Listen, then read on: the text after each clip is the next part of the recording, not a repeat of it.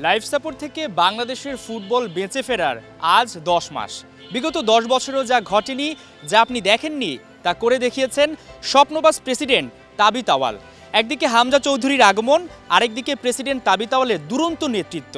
আমরা বাংলাদেশের ফুটবলে দেখতে পেয়েছি নয়া জাগরণ।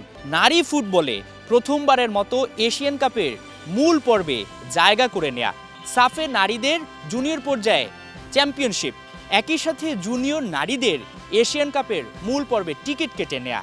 এর বাইরে রয়েছে আরও বেশ কয়েকটা সাফল্য, যেমন প্রথমবারের মতো ফুটসাল যুগে প্রবেশ করেছে বাফুফে।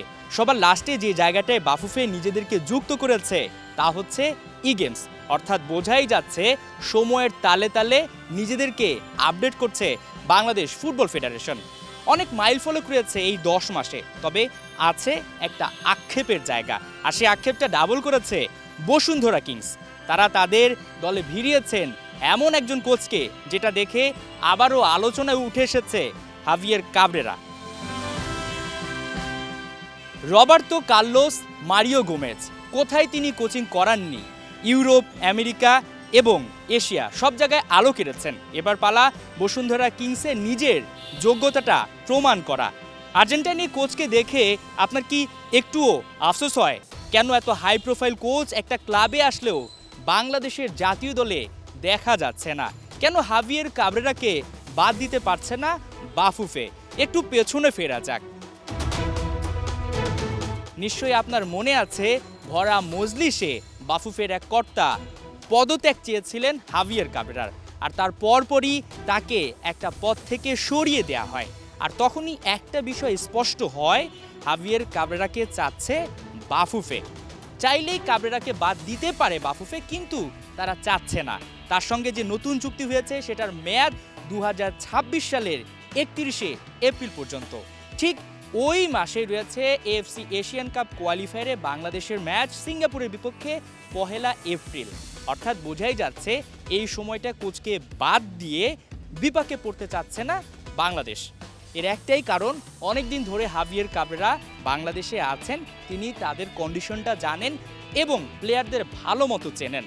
এফসি এশিয়ান কাপ কোয়ালিফায়ারটা ভালো মতো উতরে যাওয়ার জন্যই কোচকে রেখে দেওয়া হয়েছে। তবে এমনটা নয় যে হাভিয়ের কাবরেরা যে সময়টা ধরে আছেন তিনি যে অনেক সাফল্য নিয়ে এসেছেন, তারপরেও কেন হাভিয়ের কাবরেরাকে বাদ দিতে পারছে না?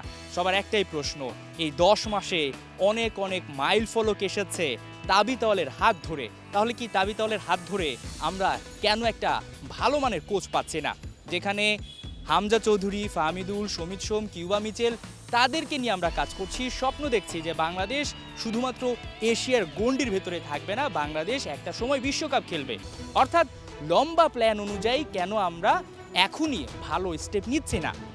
তবে একটা বিষয় স্পষ্ট, যেহেতু একের পর এক চমক দেখিয়ে যাচ্ছে বাফুফে, তাই বোঝা যাচ্ছে হয়তোবা তার মেয়াদ উত্তীর্ণ হওয়ার সাথে সাথেই নতুন কোনো হাই প্রোফাইল কোচ দেখা যাবে বাংলাদেশে। কারণ এমনটাও নয় যে এই মুহূর্তে বাংলাদেশ ফুটবল ফেডারেশনের আর্থিক কোনো সংকট বা সমস্যা রয়েছে। যেভাবে একের পর এক স্পন্সর আসে, যেভাবে সবাই বাংলাদেশের ফুটবলকে নিয়ে কাজ করছে, একটা সময় আমরা আশা করতেই পারি যেভাবে Bashundhara Kings high profile coach নিয়ে আসে, বাংলাদেশ জাতীয় দলেও এমন কোচ দেখা যাবে। সেটা অসম্ভব নয়, শুধুই সময়ের অপেক্ষা। হাসান সজীব, 71, ঢাকা।